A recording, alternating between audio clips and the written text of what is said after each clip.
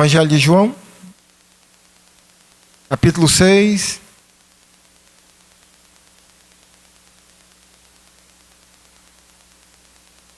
A partir do versículo 1. Diz assim: Depois destas coisas, atravessou Jesus o mar da Galileia, que é o de Tiberíades. Seguia-o numerosa multidão, porque tinham visto os sinais que ele fazia na cura dos enfermos. Então, subiu Jesus ao monte e assentou-se ali com os seus discípulos. Ora, a Páscoa, festa dos judeus, estava próxima.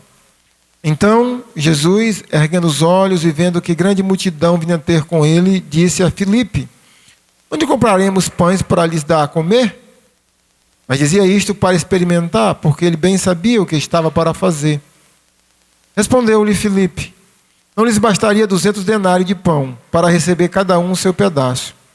Um de seus discípulos, chamado André, irmão de Simão Pedro, informou a Jesus: Está aí um rapaz que tem 5 pães de cevada e 2 peixinhos. Mas isto que é para tanta gente? Disse Jesus: Fazei o povo assentar-se, pois havia naquele lugar muita relva. Assentaram-se ali, pois, os homens em número de quase 5.000. Então Jesus tomou os pães e, tendo dado graça, distribuiu entre eles, e também igualmente os peixes, quanto queriam. E, quando já estavam fartos, disse Jesus a seus discípulos: Recolhei os pedaços que sobraram, para que nada se perca. Assim, pois, o fizeram e encheram 12 cestos de pedaços dos 5 pães de cevada que sobraram aos que haviam comido. Vendo, pois, os homens o sinal que Jesus fizera, disseram: Este é verdadeiramente o profeta que devia vir ao mundo. Sabendo, pois, Jesus que estava para vir, como o intuito de arrebatá-lo para proclamarem rei, retirou-se novamente sozinho para o monte. Olhando para esse sinal, como João relata, não chama milagre especificamente, mas chama de sinal, bem que pela situação que nosso país se encontra, nós precisaríamos de alguém que pudesse nos fazer coisas semelhantes a esta. Por exemplo, multiplicar os pães, os peixes, os alimentos de tanta gente que vive e que está passando fome. Esse, irmãos, é um dos poucos milagres de Jesus relatados pelos 4 evangelistas. Pra vocês terem ideia como isso é uma singularidade entre os 4 evangelhos, o nascimento de Jesus é registrado apenas por Mateus e Lucas. Então, o milagre da multiplicação dos pães e peixes é um dos poucos milagres que o evento da vida de Jesus que os 4 evangelhos registram. Então, naturalmente, como qualquer outro sinal, qualquer outro acontecimento na vida de Jesus, nós temos aqui lições preciosas para a vida da igreja a partir desse sinal. A gente, quando eu falo a gente, muitas vezes eu pessoalmente, quando me deparo com um dos milagres de Jesus ou de um profeta do Antigo Testamento, ou de um dos apóstolos, ou de alguma pessoa que Deus usou para realizar algum milagre, eu me pergunto, por que a gente não tem essa capacidade, esse poder de realizar sinais, milagres como estes? Mas, na verdade, meus irmãos, os milagres e sinais realizados por Jesus foi algo singular na vida, no ministério apenas de Jesus. E, na verdade, esses sinais nós devemos olhar para eles como lições que nós temos para extrair para a vida do cristão, da igreja, naturalmente. Extrair, a partir desses sinais, ensinamentos preciosos que temos para as nossas vidas. Aqui nós temos um sinal que Jesus realizou entre ele, ou estava ele, os 12 discípulos, apóstolos, e mais numerosa multidão, que nós não sabemos exatamente quantas pessoas. João registra que haviam aproximadamente cerca de 5.000 homens, e os outros evangelistas falam que haviam mulheres e crianças. Mas eu quero, a partir de agora, que a gente olhe para esse sinal, para o que aconteceu aqui, a multiplicação de pães e peixes, olhar para cá e tentarmos nos comportar como pessoas que estamos sendo mentoreadas por Jesus. Pessoas que precisam aprender lições da vida com alguém que conhece tudo sobre a vida.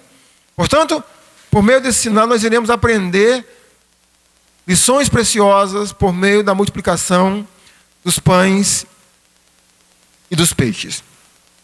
Vamos extrair, então, pelo menos 4 lições, irmãos, desse sinal. O cenário aqui é o seguinte. Mateus relata que Herodes, o filho daquele outro Herodes, o grande,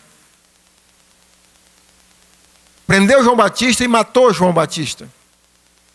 Quando isso aconteceu, Jesus Cristo foi informado e ele tomou os discípulos junto com ele e atravessou o mar da Galileia, como diz aqui o versículo 1, o mar de Tiberíades, e procurou um lugar deserto, um lugar solitário, naturalmente para refletir aquilo que tinha acontecido com João e possivelmente refletir que posteriormente iria acontecer com ele. João relata que quando as multidões viram os sinais de Jesus, os sinais mais específicos de cura de pessoas enfermas, as multidões também seguiram Jesus. E quando Jesus chegou no outro lado do mar da Galileia, já havia numerosa multidão, e a multidão continuou chegando. No final do dia, Jesus olha para um dos seus discípulos, no caso, para Filipe, e faz uma pergunta para ele, uma observação para ele, provando Filipe.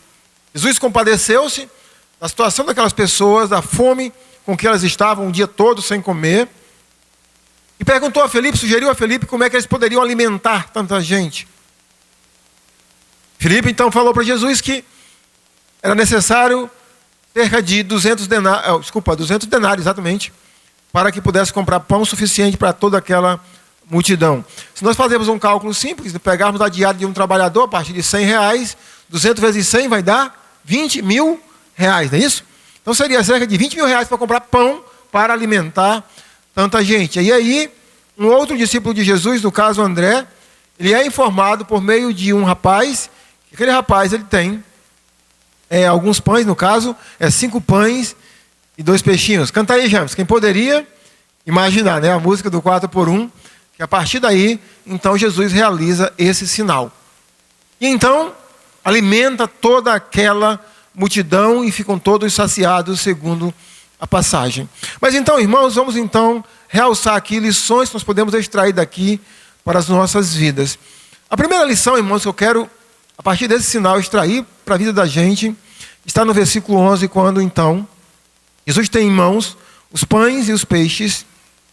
Jesus então diz assim: então Jesus tomou os pães e, tendo dado graças, distribuiu entre eles.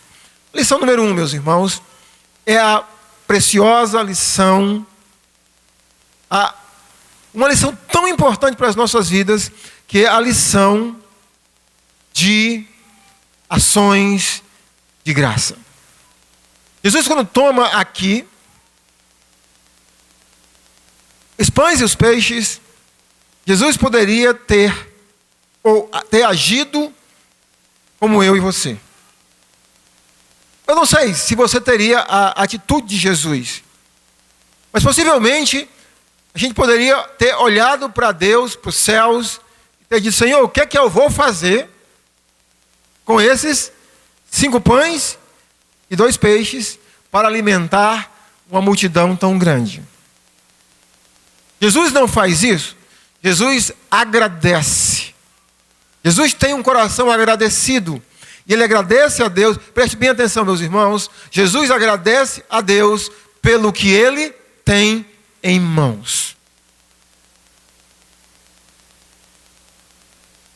Irmãos, eu não sei se vocês em algum momento da vida já pararam para pensar sobre o quão importante é isso para nossas vidas, a questão de ter um coração agradecido. Quando a gente olha, por exemplo, para a oração modelo em Mateus capítulo 6, nós temos lá na oração modelo Jesus nos ensinando quando a gente for orar, a gente agradecer a Deus. Quando o apóstolo Paulo relata as suas orações espontâneas, Paulo, todas as vezes ele relata para a gente agradecimento a Deus. Quando o apóstolo Paulo vai nos falar, inclusive, sobre situações de pressão, de ansiedade da vida, ele diz assim: não andeis ansiosos por coisa alguma. Antes, seja conhecidas as vossas petições diante de Deus Pai, por meio da súplica, das ações, ou seja, até mesmo em meio a uma tribulação, a um sofrimento, a uma desordem, digamos, emocional, o apóstolo Paulo nos ensina a termos um coração agradecido, ou seja, tem coisas para agradecer. E aqui, irmãos, até no meio da escassez, Jesus nos ensinou a desenvolver essa lição para as nossas vidas de ter um coração agradecido. Meus irmãos, a gente precisa exercitar essa lição. Nós temos que primeiramente olhar a importância dela para as nossas vidas.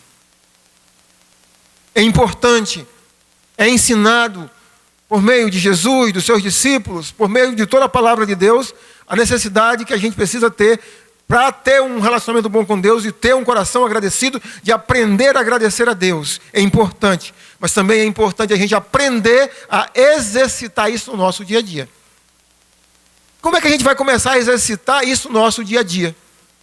Por exemplo, exercitando o princípio cristão de sempre que quando a gente vai comer alguma coisa, aprender a agradecer a Deus.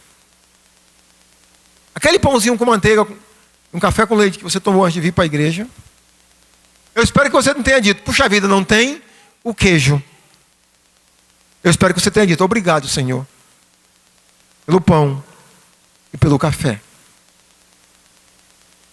Eu nunca esqueço, irmão, alguns anos atrás, um irmão foi tomar o café comigo, minha família, e quando a gente foi tomar o café, quando eu digo café, é basicamente a minha janta, né, que é uma tapioca, é um pão de queijo, aquela coisinha ali, das 6h30, 7 horas. Aí eu falei assim: vamos agradecer. E agradecemos. Quando a gente terminou de agradecer, ele olhou para mim e disse: o senhor agradece antes de comer? Sim, tu não agradece não? Ele disse: não. Então, a gente começar a exercitar. Irmãos, e quando a gente começa a fazer isso e toma como prática de vida, não é um princípio religioso. É a gente entender, irmãos, que tudo que nós temos, a partir de um pedaço de pão, quem é que nos dá? É Deus. É Deus que nos dá. Então a gente precisa exercitar. A gente precisa exercitar que não murmurar porque eu não tenho um carro, mas agradecer porque de repente você tem saúde para caminhar. Agradecer a Deus, irmãos, por aquilo que a gente tem. Eu sei que a nossa cultura, e eu estou falando de igreja e naturalmente do mundo que nós estamos inseridos, nós somos ensinados diariamente a essa questão do consumismo, mas nós deveríamos desenvolver na nossa vida, irmãos, o que Paulo desenvolveu na vida dele. Tendo sustento e com quem nos vestir, estejamos contentes. Aprender a exercitar. Por meio até mesmo de oração simples, antes de se alimentar. E isso significa, irmãos, que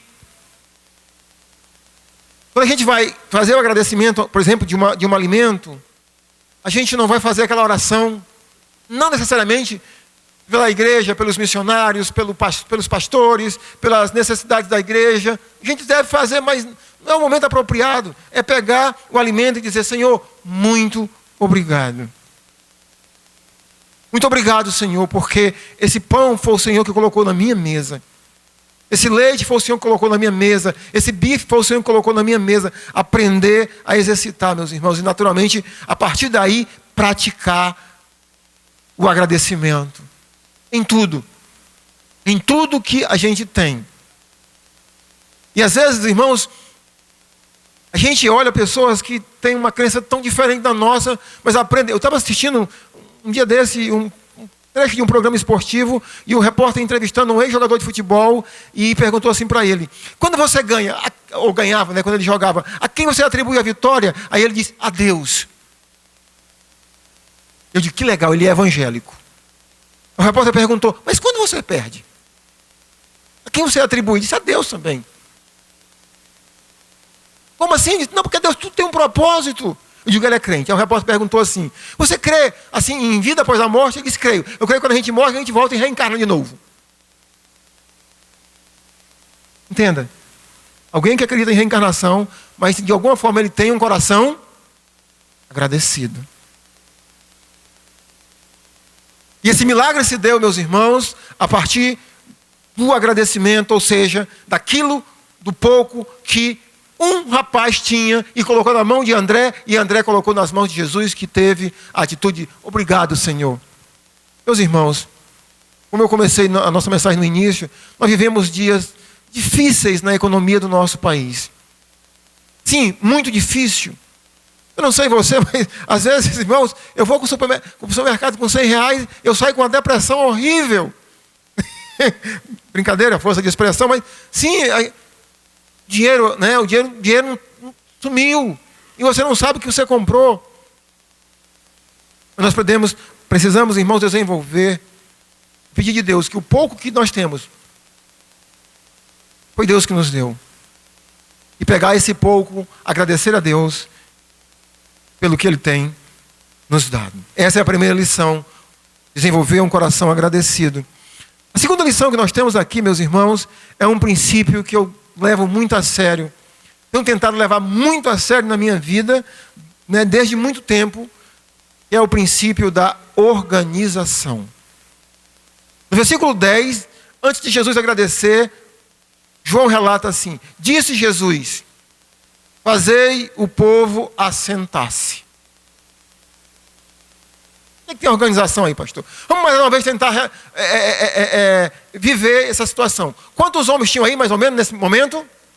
5.000. Fora mulheres e crianças.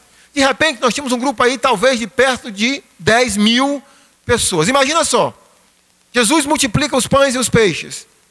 Mas se não há organização, todo mundo tinha comido? Tinha havido muito desperdício? Muito. Possivelmente muitas crianças, pessoas de repente idosas, não tinham conseguido. Imagina só, gente com fome, você sabe, é só olhar domingo de manhã aqui. O pastor diz: gente, segura um pouco, segura um pouco. Gente, quando o pastor diz, sai, parece que tem assim, uma corrida de 100 metros, né? Domingo de manhã que você está com algumas horas que não comeu. Você imagina o dia todo sem comer. Organização. Marcos relata, o evangelista Marcos, que além da ordem que Jesus deu para se assentarem em grupos, Jesus ainda disse assim: grupos de 50 em 50 e de 100 em 100. O princípio da organização, meus irmãos, ele é extremamente importante, em primeiro lugar, para a nossa vida financeira. Meus irmãos, escute o que eu vou lhe dizer. Nada e ninguém prospera sem organização. Ninguém consegue. Você pode olhar, sabe, a vida de qualquer pessoa bem-sucedida na vida, economicamente, qualquer empresa que tem prosperado economicamente. Essas empresas têm muitas máximas, têm muitos princípios que elas incorporaram, mas um deles é o princípio da organização e do controle. Meus irmãos, organização tem a ver com controle. E quando eu falo de vida financeira de cada um de nós, das nossas famílias, é importante a gente entender que a organização tem a ver com o controle do que eu ganho e do que eu gasto. Eu não posso ser uma pessoa organizada e levar finanças a sério, a organização das minhas finanças, se eu estou gastando mais do que eu ganho. Não posso.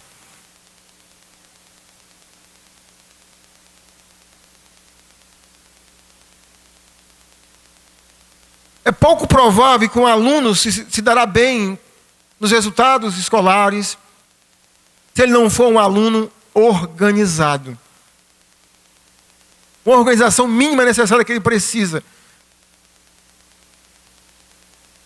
Organização tem a ver com planejamento, com controle,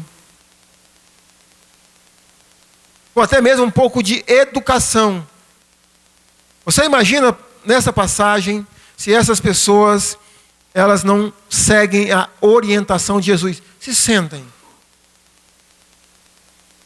Organização tem a ver, inclusive, com ouvir uma instrução e você atender à instrução de quem está te dando, se essa instrução for boa.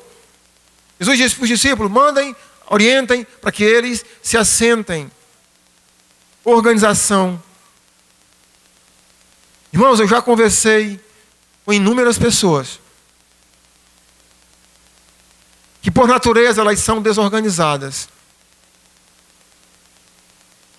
E essas pessoas, elas não conseguem aproveitar ou serem produtivas porque elas não organizam, por exemplo, o seu tempo. Elas não administram o seu tempo. Alguns anos atrás eu ouvia, eu não sei como é que eu chamaria, é como se fosse uma brincadeira na rádio Transamérica. O locutor dizia assim: está achando o dia pequeno, acorda mais cedo. Está achando o dia pequeno de 24 horas, ou seja, acorda mais cedo. O que ele estava dizendo com isso? Organiza o teu tempo. Muitos de vocês não conseguem um tempo, por exemplo, se for conversar com você, por que você não está tendo o seu tempo com Deus, com a Bíblia, com a palavra de Deus, com a oração? Você vai dizer: porque eu não tenho tempo. Se a gente for conversar com irmãos que não vêm para a igreja, vão dizer que porque não tem tempo. Por que você não cuida da sua saúde se exercitando? Você vai dizer: porque eu não tenho tempo. E talvez, possivelmente, não seja porque você não tenha tempo, é porque você não está aprendendo a organizar o seu tempo. Eu lembro que quando eu estudei essa matéria, uma matéria no seminário,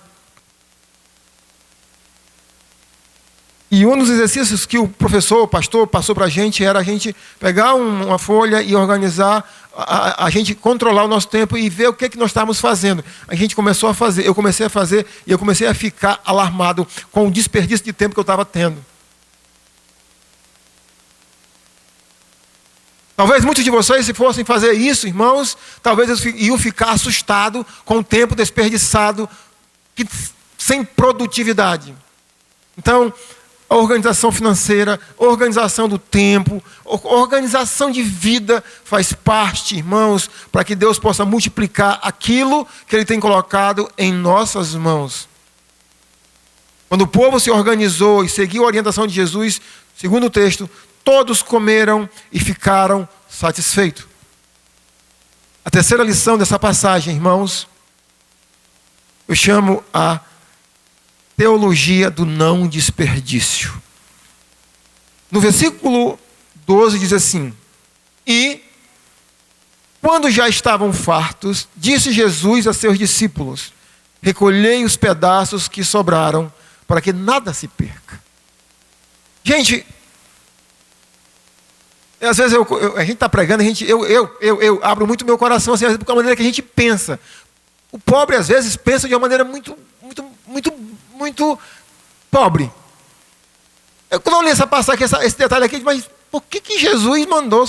Ora, Jesus tem o poder de multiplicar pães e peixes para alimentar hoje os 7 bilhões de pessoas que, no planeta, sim ou não? E se ele quisesse fazer isso todo dia, ele fazia, sim ou não? Mas ele faz esse milagre, todo mundo se alimenta, mas o que ele diz? Junta o que sobrou. Guarda o que sobrou. Meus irmãos, é preciso a gente entender que a Bíblia nos ensina sobre desperdício. Jesus conta uma parábola, a parábola do filho pródigo. Alguém que era muito rico e tornou-se uma pessoa muito pobre por ser um desperdiçador. Nessa passagem, Jesus manda recolher os pães e os peixes que sobraram. O texto, nem os demais textos que relatam essa história nos dizem o que eles fizeram. Mas eu comecei a prestar atenção, irmãos, para essa questão do não desperdício. Não foi por essa passagem. Foi com um casal de americanos que a gente se tornou amigos e depois, naturalmente, né, tínhamos comunhão. Algumas vezes terminava o culto e a gente ia para uma pizzaria. E aquele casal de americanos, eles eram missionários lá em Cruzeiro do Sul, eles pediam, por exemplo, uma Coca-Cola. Digamos uma Coca-Cola de 2 litros. E a gente comia pizza, tomava Coca-Cola. Irmãos, ao terminar o jantar, imagine que ficava essa quantidade de refrigerante dentro da Coca-Cola. O líder da família, o pai, fechava a garrafa e levava. E comecei a observar aquilo. Porque o brasileiro pobre, ele compra Coca-Cola de 2 litros, ele toma 2, 3 copos, ele deixa lá porque ele tem vergonha de levar para casa. Não compro mais Coca-Cola, inclusive, tá? Compro uma coisa que seja mais saudável. Mas eu comecei a observar. Comecei a ver. Pessoas que valorizam dinheiro, finanças, são pessoas não necessariamente mesquinhas, suvinas, como a gente chama na nossa região, mas são pessoas, irmãos, que entendem o valor de cada coisa que Deus coloca em nossas mãos. Eu tenho visto periodicamente reportagens sobre desperdício de alimentos. Por exemplo, no nosso país, eu não gravei os números específicos, mas se não fosse desperdiçado tanto alimento, não havia tanta gente passando fome. Talvez a comida que nós desperdiçamos na nossa casa, talvez fosse necessário, fosse possível por meio dela alimentar 1 ou 2, né, pessoas que de repente passam necessidade. Então, meus irmãos, se as coisas estão difíceis economicamente, e mesmo que não esteja, entenda, irmãos, Jesus valorizou cada detalhe. Lembra daquela viúva que chegou para Jesus com aquelas 2 moedas? Jesus valorizou as coisas pequenas, porque Ele é o Criador, e Ele sabe que cada coisa que Ele coloca em nossas mãos são coisas preciosas, são coisas valiosas, e a gente precisa aprender a não desperdiçar nada. Jovens, adolescentes, não desperdiçar significa quando você não estiver usando ar-condicionado, você desliga. Significa que quando você não estiver usando, ou não precisar usar a luz, você sair do ambiente, desliga. Significa você gastar apenas o que é necessário. Jovens, se vocês aprenderem isso, a valorizar cada moeda que o seu pai e sua mãe lhe colocar nas suas mãos, a valorizar, você vai ver que a sua vida financeira quando adulto vai ser outra. Vai ser diferente. Eu tenho dito, meus irmãos, que a minha geração, aonde eu nasci, nós fomos muito prejudicados, não por maldade, mas por falta de instrução que nossos pais não nos deu, porque eles não tinham. Nós vivíamos para viver, meus pais viviam para nos dar de comer um dia de cada vez. Mas é importante você aprender a não desperdiçar, inclusive a não desperdiçar o tempo que Deus tem colocado em nossas mãos. A valorizar o tempo, a valorizar o dinheiro, a valorizar a comida. Coloque no seu prato apenas aquilo que você vai comer. Olha, isso é uma coisa que me deixa brabo. A Vânia está até achando graça. Ela sabe que me deixa brabo. É quando eu vejo um dos meus filhos colocar uma quantidade de comida no prato e ele não comer tudo. Ponha apenas, não desperdice. Ah, mas é só... Não desperdice. Jesus não desperdiçou. Dá valor a tudo que Deus tem nos dado. E a última lição. Eu quero que a gente agora olhe para essa passagem, tentando imaginar mais ou menos o seguinte. Comparar essa multidão com a igreja. Por que eu comparo essa multidão com a igreja? Porque essa multidão seguia Jesus. E essa multidão que seguia Jesus, essa multidão, ela estava faminta. Preste atenção. Essa multidão estava faminta. Aqui Deus realizou por meio de Jesus um milagre. E multiplicação de pães e peixe. Pão mesmo, pão, peixe. Mas vamos fazer uma aplicação agora, digamos, mais na área espiritual, que a própria palavra de Deus diz, nem só de pão, mas de toda a palavra que procede da boca do Senhor. Irmãos, há uns 15 anos atrás, mais ou menos, tem uma psicóloga que congregava com a gente lá na igreja, na primeira igreja.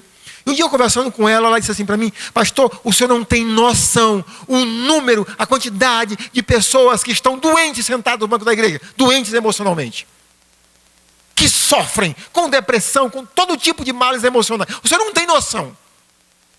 E os meus olhos regalaram, porque de fato eu não tinha noção, como talvez eu não tenha. Por que eu estou falando isso, irmãos? Porque ainda eu acredito que, infelizmente, no meio de nós, no meio dessa, hoje não tem uma multidão, mas existem pessoas que estão conosco, que seguem a Cristo, mas que têm fome e sede da palavra de Deus. Uma multidão faminta, seguidores de Jesus famintos, não de pão físico, não de peixe, mas com fome de sede e sede da palavra de Deus. Jesus aqui alimentou a todos. E a palavra de Deus, irmãos, tem esse poder de nos alimentar. E por meio desse milagre de Jesus, quase sempre que eu vou pregar, eu faço uma oração mais ou menos assim: Senhor, eu pego um pedaço de papel que eu escrevi, o esboço da mensagem, eu digo: Senhor, que o Senhor alimente o teu povo, por meio desses 5 pães e 2 peixinhos. E é isso aqui. Alimenta o teu povo como o Senhor alimentou aquela multidão com 5 pães e 2 peixes. Mas por que essa multidão? Por que muitos seguidores de Jesus, por que membros, frequentadores da Igreja Batista Memorial estão com fome da palavra de Deus? Estão com fome da palavra de Deus? Porque estão totalmente dispersos, desorganizados. Esses irmãos, eles não entendem a preciosa lição, não entendem o que é congregar. Eles não entendem o que é estar inserido em um grupo de comunhão. Irmãos, vamos olhar para essa passagem. Antes de cada uma dessas pessoas poderem comer, Jesus mandou os discípulos orientarem elas, para elas se sentarem em grupos de 50 e 50 e de 100 em 100. Então imagina só, que se estava eu, Ângela e nossos 2 filhos que fossem criança, essas crianças possivelmente sentaram com quem? Comigo e com a Ângela. E quando os apóstolos passaram dando o pão e o peixe, nós pegamos esses pães e esses peixes para a gente, para eles. Meus irmãos, se você é uma das pessoas que está sedenta da palavra de Deus, te pergunto, tu está inserida em algum grupo de comunhão? Tem pessoas perto de ti que podem e que estão te alimentando por meio daquilo que eles estão recebendo de Jesus? Ou tu é uma pessoa que está dispersa no meio da multidão? Então, meu querido, se você é essa pessoa que está dispersa, entenda, aproxima, agrupa, aprenda isso, agrupa, aproxima de alguém. Agora, a gente precisa entender também, irmãos, os seguidores de Jesus, aqueles que estão mais íntimos, próximos de Jesus, é o seguinte: vamos imaginar somente um grupo de 5.000 pessoas. Qual era a quantidade de pessoas que Jesus mandou fazer os grupos? De 50 e de 100. Então, se fosse só grupos de 100, daria quantos grupos? 5.000 pessoas. Se fosse 1.000, daria 10, 50. Então, vamos imaginar que tinha aí uns 75 a 100 grupos.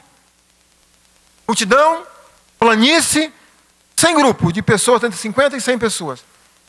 Deu pouco ou muito trabalho para os apóstolos passar de grupo em grupo distribuindo a comida. Deu pouco ou muito trabalho? Muito trabalho. Por outro lado, irmãos, quando a igreja entende isso, que precisa estar congregando, no sentido não só vir ao culto, mas de ter grupos de comunhão, é importante ter pessoas que entreguem o que Jesus está mandando entregar, que é o pão. E quem são essas pessoas? São essas pessoas, irmãos, que têm recebido o mentoreamento de Jesus com uma proximidade maior. São aquelas pessoas que têm ouvido a voz de Jesus de uma maneira mais intensa. Da mesma forma que a igreja precisa organizar-se em entender que é importante estar agrupada, em comunhão, congregando, é importante a gente entender que há muito serviço, muito trabalho, e trabalho duro, que é distribuir os pães e os peixes para todas as pessoas que seguem Jesus. A igreja precisa aprender isso. Aprender a congregar, agrupar e aprender a alimentar esses grupos que precisam de uma orientação mais próxima. Irmãos, uma vez eu ouvi o pastor Eli, dizendo, também ouvi o pastor Rick Warren dizendo, no livro Uma Igreja com Propósito, que ele disse que é assustador. Se nós fôssemos fazer uma pesquisa daquilo que eu falo, por exemplo, de uma igreja como essa, daquilo que eu falo, daquilo que o pastor Marcos fala, para o que você entende aí. Quem senta, sobretudo nos domingos que tem uma quantidade de pessoas maiores, é mais ou menos ali do meio para trás. Muitos irmãos chegaram para mim que não gostam de sentar lá atrás porque não conseguem entender muita coisa, observar muita coisa, se dispersam com mais facilidade. O que eu estou dizendo é que a instrução daqui de púlpito atinge um percentual muito pequeno. Eu vou lhe dar um exemplo. Observa os anúncios. A gente termina de avisar e quando termina de anunciar, chega alguém e pergunta, mas o que vai ter mesmo? Domingo à noite, o Jeffrey anunciou que vai ter a noite da pizza. É só para os jovens, viu? A noite da pizza. Vai ter uma atividade especial, a noite da pizza. Aí quando foi hoje, foi ontem, eu estava olhando no grupo de louvor, não ia dar para ensaiar, não vai dar para ensaiar sábado à noite, sábado à tarde.